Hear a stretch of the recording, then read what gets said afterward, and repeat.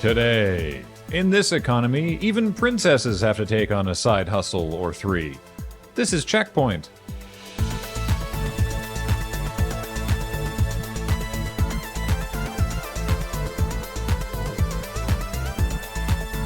Welcome to CheckPoint. If you had a company underperformed on their expectations on your gaming news bingo card, great news.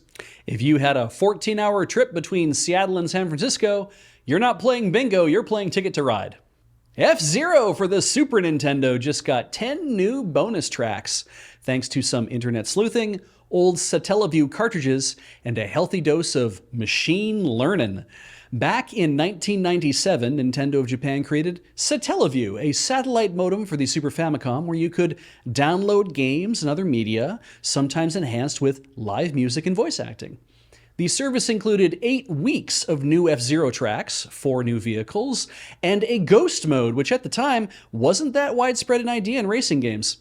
While Satellaview had a lot of first-party and third-party offerings, the storage cartridge was only 1 megabyte, meaning it got wiped on the regular in order to download new stuff. Unless, of course, you shelved the cartridge after downloading what you wanted, maybe because you hoped you could play those games again later. The point is, there are a lot of old Satellaview cartridges out there, and since Nintendo isn't in a hurry to release vintage content, that has fallen to video game historians. Satellaview restorations are a popular target where people dump the ROM contents, video and audio recordings of gameplay, and as much other stuff as possible in an effort to restore these games. But when you don't have all of the game code from the dumped ROMs, what do? In F-Zero's case, a particularly enterprising fan named Guy Perfect created a machine learning tool that could guess controller input from watching a VHS copy of F-Zero's second Grand Prix and then generate the likely course designs from that. This is some Star Trek shit. You can just point a thinking machine at a VHS tape and it'll spit out a video game at 99% accuracy. And if that's true, then I got a lot of old tapes sitting in a box at my parents' house that we can turn into video games. First up, Ghostbusters, which has never had a good video game adaptation, save for, the repetitive music that's just busting over and over and over again. Next up, Warriors of the Wind, since Studio Ghibli is never going to approve a Nausicaa video game. And also, then we'd finally get to know what happens when you give a god warrior a laser sword. Finally, this Donkey Kong Country promo tape that I inexplicably received 2 of. 2 tapes means 2 games, and that means we can finally see what would happen if Nintendo ever made any sequels to Donkey Kong Country. Zeekers, the developer of Lethal Company, has not made a mobile version of the 2023 surprise hit game, and a moderator on the Lethal Company Discord, who definitely didn't think they'd be the subject of gaming news headlines, but hey, slow week, warns that any game purporting to be a mobile version of Lethal Company is, quote, likely a scam. Likely? I'd say that's an incredibly generous read of the situation. Any game selling itself as Lethal Company Mobile that wasn't made with approval or involvement from the same person who made the actual game is definitely a scam. Not like it's going to necessarily steal your identity. Heck, it might not be any more malicious than tricking you into buying it, but it's definitely a scam. Unless the moderator is hedging their bets in case it's later revealed the mobile version is real and the moderators just weren't informed. This is the same way that hour-long suffering mods have to carefully tread a line when Beach sounds like he's lying during a CheckPoint story, or when Ian says words. New footage of Princess Peach Showtime shows off a variety of costumes, each seemingly with its own powers and abilities. Costume-based gameplay not seen on a level this powerful since Final Fantasy X-2. And a darn sight better than Peach's previous solo outing, where her powers were that she had intense and rapidly swinging emotions. The careers are a big step from other Mario franchise games too, with roles like Ice Skater, Detective, Chef, Superhero, and Mermaid. We've come such a long way since Mario's earliest jobs like Tanuki and Hammer Throwing Guy and Fireman, but not a firefighter or a man on fire. He can just arsonist. Sony released their financial report for investors, and it's got several fun tidbits people are misinterpreting for clicks, so why shouldn't we get in on this? The biggest piece of info is that Sony is not releasing any first-party console-exclusive franchise games until 2025, which I guess sounds worrying until you realize that there aren't that many games that could even qualify under those limited terms. Sequels to God of War and Spider-Man just came out in 2022 and 2023, and there just aren't that many other major Sony-owned franchises. This announcement doesn't even preclude new properties. It's just a heads up to investors that 2024, while still expected to be profitable, might not be the barn burner 2023 was. The more interesting numbers, to me, is Sony's adjusted prediction of how many PS5s they would sell. Originally, they had predicted moving 25 million units in fiscal 2023, and despite, almost paradoxically, having their best quarter ever selling 8.1 million PS5s, they fell short of that 25 million and have adjusted their estimates to a mere 21 million consoles in 2023. They also note that they've sold 50 million PS5s total. So I don't know how they went into 2023 thinking, well, in 4 years we've sold 25 million units. We can do all of that again in just this year. I mean, it's wild that they almost did, but who's making these predictions? It's weird how numbers went up due to a pandemic and businesses figured that would just keep happening. Yeah. Beach is our business manager, and even he knew that was a silly way to look at pandemic numbers. Thanks. And he's just some guy. I have a Bachelor of Commerce. No shit.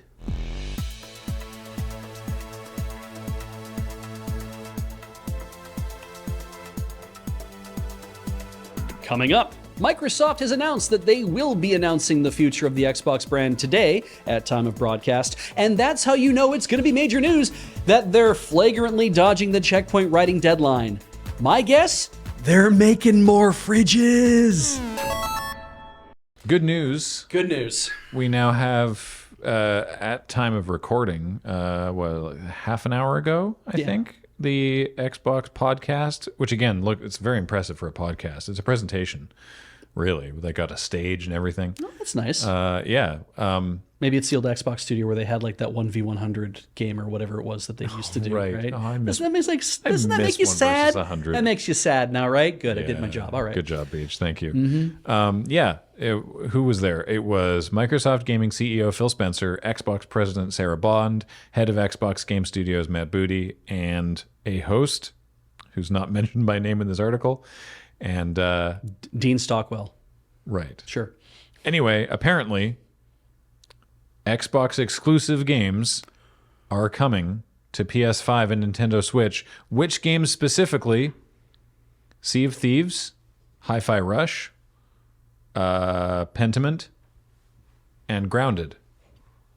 Never played any of them. Yeah. Yeah. And that's it. Mm-hmm.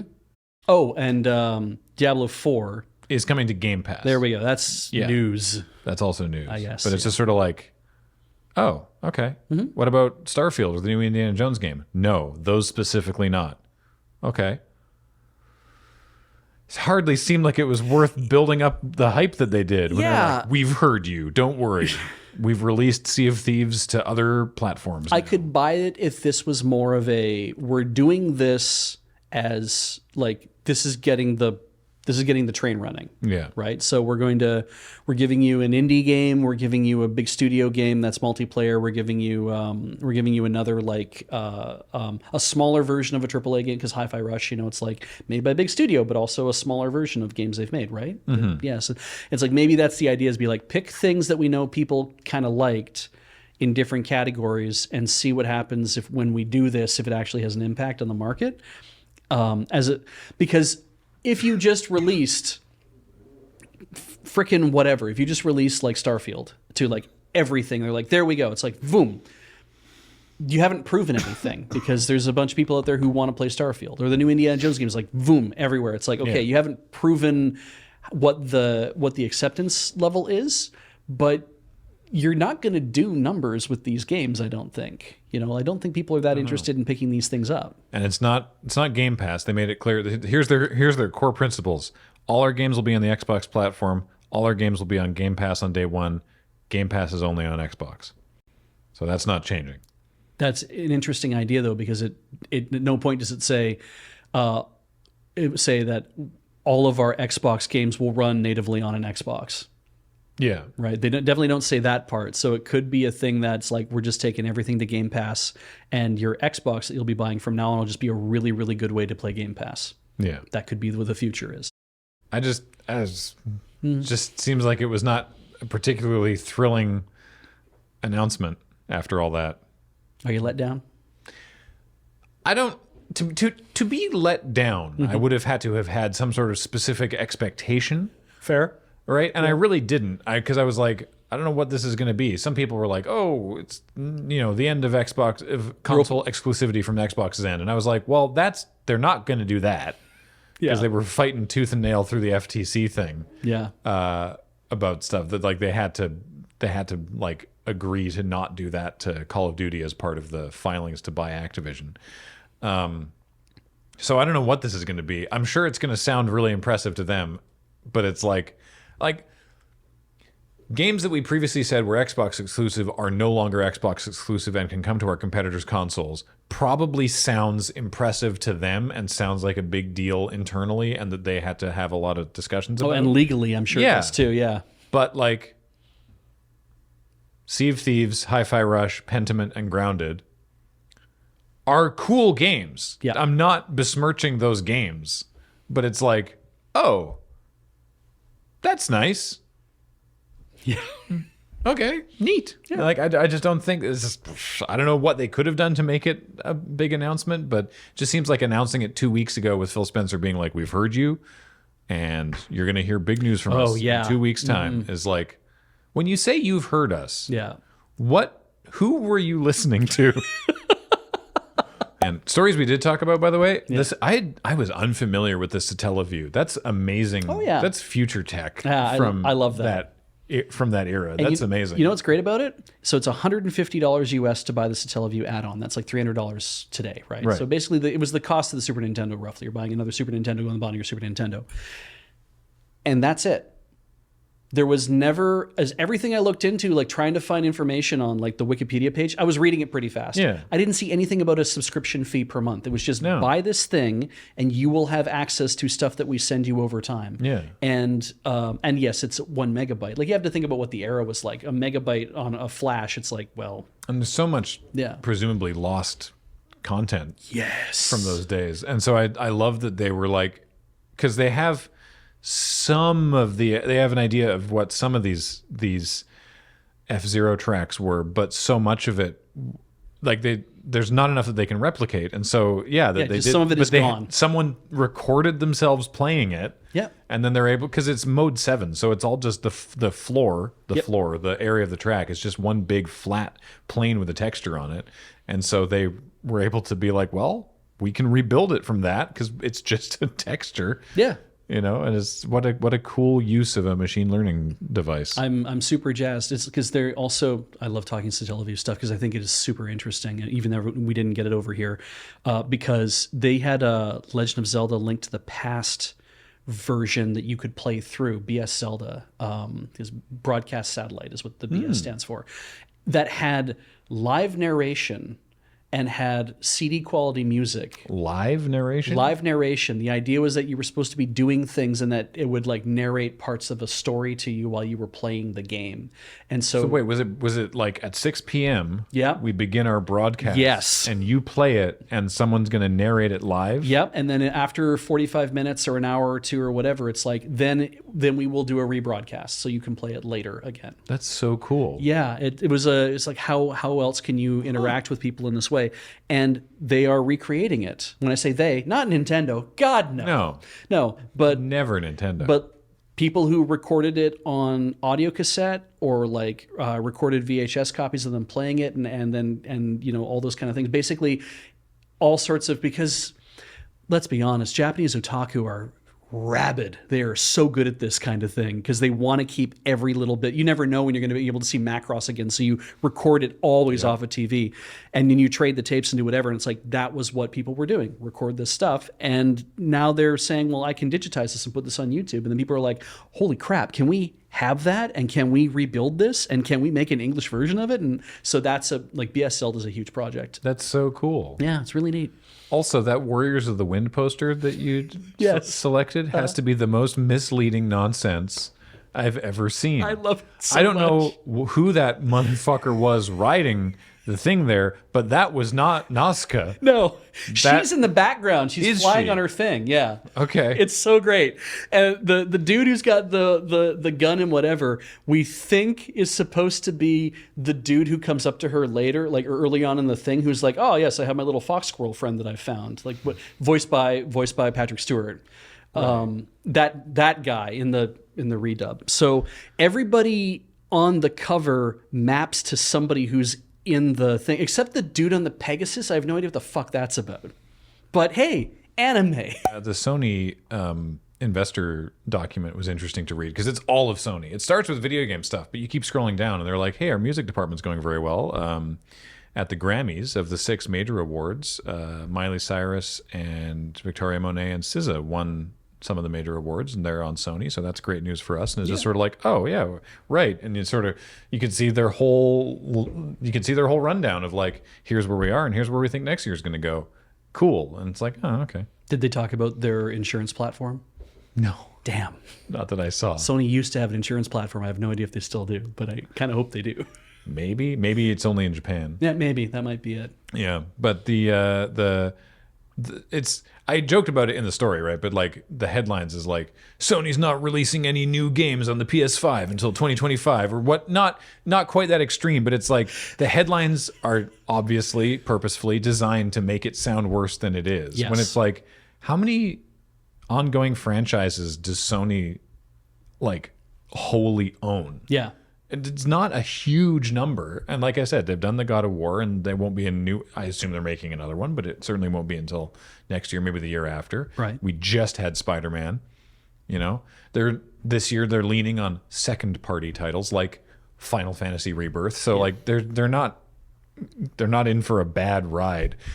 Interestingly, I did like this. They noted they're like, they did notice that they saw a decline in subscribers to PlayStation services because of, I can't remember how they worded it, changes we made to the pricing structure or something, because they made it more expensive. Yes. But they think that because of the new offerings and the changing landscape of subscription services in general, that those numbers will eventually swing back up and higher. They mean like because Netflix and Disney Plus are cracking down on stuff and upping tier, whatever. I have no idea, but at least that they could see that it's like, yeah, we raised prices and people left. We aren't hiding that.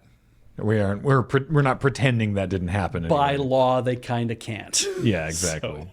So Everybody get in the comments and tell Graham what Sony first party franchises are being woefully lots. under used. Yeah, just give us a Oodles, I'm sure. Just if you want to keep making stuff, just make, I don't know, a Spider-Man Gwen Stacy game. Especially call it Spider-Man Gwen Stacy. That'll make everyone real happy. Yeah, Make- like you'd think, right? You would think like, Crash Bandicoot, because they did Crash Bandicoot 4, and that did really well, right? But like Activision, I think owns that now, which is weird that now Microsoft owns Crash Bandicoot, right? So it's like, is like Spider-Man is because Sony owns the Spider-Man license, Yes.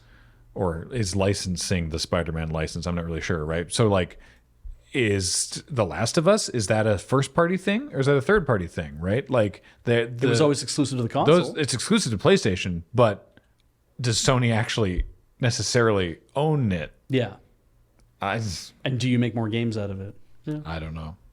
I would love to know, but I feel like this news was not actually that. It was an investor report, and they're like, just so you know that this, we had God of War and Spider-Man, and nothing on that scale planned for this year, but there's other good stuff, and we think it'll be great. And people are like, oh, Sony's Crashing and burning? I guess. I don't know. Whatever. Got to get them clicks. By the way, please subscribe to our channel. Yeah, got to get those clicks. Patreon.com/loadingreadyrun. We value your clicks. Thanks for watching, everybody.